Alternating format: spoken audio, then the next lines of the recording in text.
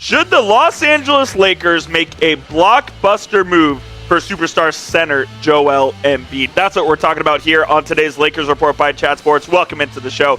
My name is Jeffrey Cooperstein. Appreciate you guys tuning in to the Lakers Report. Before we talk about Joel, I need to ask you guys to go ahead and hit that thumbs up icon. Our record likes for a video in April is at 202. We're trying to beat that on today's show. If you would please hit that thumbs up icon. It's the easiest way to help out our channel. It doesn't cost you a dime. It takes less than 5 seconds. And all you have to do is just hit the thumbs up icon right below this video right here. And let's get started with today's show. Bill Simmons, who is an NBA philosopher, as he likes to call himself, suggested that the Lakers should possibly trade for Embiid. And here is what he had to say. We'll give you all of our expirings and a first-round pick, and we'll get you out of the Joel Embiid business. Here's your get-out-of-jail-free card right now. You don't have to deal with them anymore. That's my favorite Lakers move. All of their expiring and 2 first-round picks, and they get Embiid. Reeves isn't it. He's not in it. You, Philadelphia, don't even get Reeves. We don't know if Embiid is ever playing again. I'm like, I'll take Embiid. You can have one of our first-round picks. And here is some bunch of expiring. The NBA offseason is officially here. And that makes absolutely zero sense, what Bill Simmons said. We'll break it down here in further detail, but first things first, the Lakers only have 1 first-round pick that they are available to trade that is outright. The others have certain protections on them or their pick swaps, so the Lakers can't deal those outright. And why would the Lakers, who we all would agree their biggest need this offseason is a big man, why would the Lakers trade for a guy in Joel Embiid who may or may not play and is going to cost a lot of money? Let's take a look at the trade assets first before we get into the Embiid side of things. The Lakers do own their own pick, which is the 55th pick in this year's draft. They have 26, 28, and 30 pick swaps. They own their 2031 first. They have Dalton Connect on his rookie contract, who they drafted in the first round of last year's draft. And then a couple of expiring deals on Hachimura, Gabe Vincent, Maxi Kleber, and Dorian Finney-Smith. And some of those do have some decent salaries on there that the Lakers could use in a trade this offseason. Rui's at around 18. Dorian's at around 15. Vincent at 11.5. Maxi Kleber at an even 11. So all of those are certainly tradable contracts that the Lakers can definitely use in a deal to try to go and upgrade the center position. And the total of those deals does come out to around $56 million. And if you're wondering, yes, that is close to what Joel Embiid is making. The difference is I'm not paying Joel Embiid $59.5 million next year to play in 25 games. It's not something that I would do if I was Rob Pelinka and the Los Angeles Lakers. I know Joel Embiid is one of the most dominant centers in the league when he plays, and he is one of the most effective scorers in the league when he plays. The key is when he plays.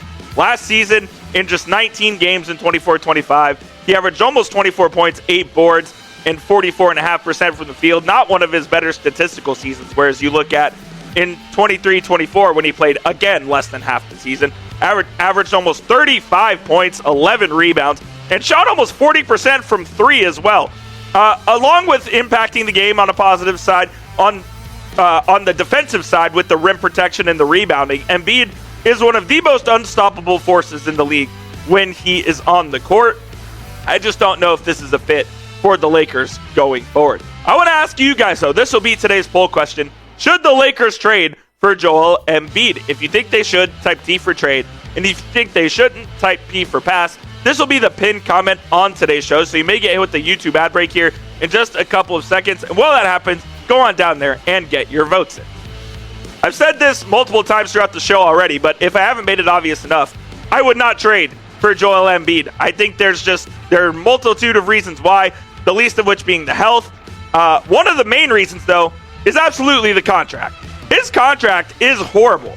When you look at how much money he's owed over the next 3 or 4 seasons, it is not something that if you're the Los Angeles Lakers, you want to take on whatsoever. He's making $55 million this year, $59 in 26-27, $64 in 27-28. And if you don't think Joel Embiid is taking up that very nice $69 million player option in 28-29, you are out of your mind. The best case scenario for Philadelphia would be if Joel Embiid medically retires and they're not responsible for all of this contract. I don't know what the exact math is on that. I can't really do that off the top of my head, but that's damn near $220 million of contracts that Joel Embiid is still owed. And we don't know if he's going to play another game in the NBA again. So the contract is a non-starter for me, even if he was able to get on the court. But he isn't, because he has that major injury history, and a lot of it's been in the knees. He's had some ankle problems. He's had some foot problems. He missed the first 2 years of his NBA career with issues as well.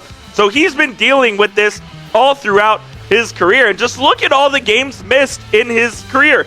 286 missed games, including over 100 in the last 2 years. This is not a guy that you want to invest $200+ million in, plus send away all of your tradable assets and try to. I know you're trying to go win a title in the twilight of LeBron James' career. This is just not the guy you're going to do it with. Yeah, Embiid is better than Jackson Hayes, and he's better than whatever big you had running out there in the first round of the playoffs. But there's no guarantee that Joel would have played, and if I had to put my money on it, I would say he wouldn't have played. And like I kind of alluded to, the trade would absolutely gut your depth. Dorian Finney-Smith, Rui Hachimura, Maxi Kleber, who only played in that one playoff game for the Lakers, those guys are important pieces if you have a healthy team around it. You don't want to gut your entire depth and make this a 6 or 7 man rotation. I like Gabe Vincent a lot. Shake Milton has had his cup of coffee in the league. I kind of think he's cooked. You have Dalton Knecht going into his second year. Let's see what he has. Jared Vanderbilt still, I think, is a really good player. And then you have Finney-Smith. You have the likes of Jemison and Koloko on those two-way deals. You do have Jackson Hayes, who I think as a backup center is a very viable option. You have Austin Reeves, so you have a good roster around them. And if you trade for Embiid, you are gutting basically your entire bench and your tradable asset in Dalton Knecht, who is your youngest, most affordable player, who you're hoping develops into a 17 to 20 point a game scorer. So if I was the Lakers, Joel Embiid would not be the direction I go. I think you would try to target a free agent center, and there are some pretty good options out there on the market for Los Angeles to go and explore this year. Brook Lopez, who can really block shots and shoot the three at an extremely high level. He's someone the Lakers have had interest in before, and they could target again. Clint Capella would be a great lob threat to play alongside Luka. The Mavericks tried to get Clint Capella multiple times during Luka's tenure. Maybe he finally teams up with Luka in LA. Miles Turner, he's probably the most expensive of all of these options here, but I do think that he would be a good option as well. Another shot blocker who can make the three. Steven Adams, a longtime veteran in the league who could kind of give much needed leadership in this Lakers locker room. Now, he's not going to wow you on either end of the floor with his skill, but I think he's a connector, he's a glue guy, and he could really assist in trying to make this Lakers team go. And then you have Big Man Al, Old Man Al as some people are calling him, who I think will finish his career with the Boston Celtics, but if something goes awry there, and maybe he's an option for the Lakers going forward. But I think I would take any of these five over the $60+ million you're going to owe Joel Embiid in 27 and 28. Give me one of these guys, and let's see what Rob Pelinka can cook up in the rest of the offseason. Let's hear from you guys to round out today's show. Who will be the starting center for the Lakers in the 25-26 NBA season? That first night in October, likely a nationally televised game. Who's going to be starting at the 5 for the Lake Show? Let me know down in the comments. And one last thing before we get on out of here, I forgot about this. Rumors about Giannis potentially wanting to come to LA. Cities like New York, Miami, and maybe Chicago could appeal to Giannis for Howard Beck. Said he poked around for info a few days ago, and the initial thing he got from one person was like, rumblings is that it's already eliminated down to just the big cities. One of the LA teams, one of the New York teams, again, or Miami, or Chicago. And he said he can't remember if Houston's name came up there, but it should. I think Houston would be a great destination for Giannis as well.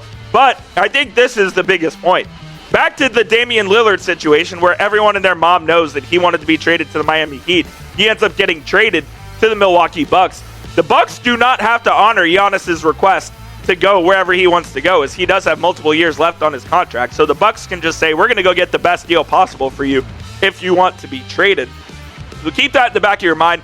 I don't think Giannis is going to be a Laker. It would take way too much cap maneuvering, and it would be like a 6 or 7 team trade that Rob Pelinka would have to pull off. But I'll say this, you can never say never when it's Rob Pelinka involved.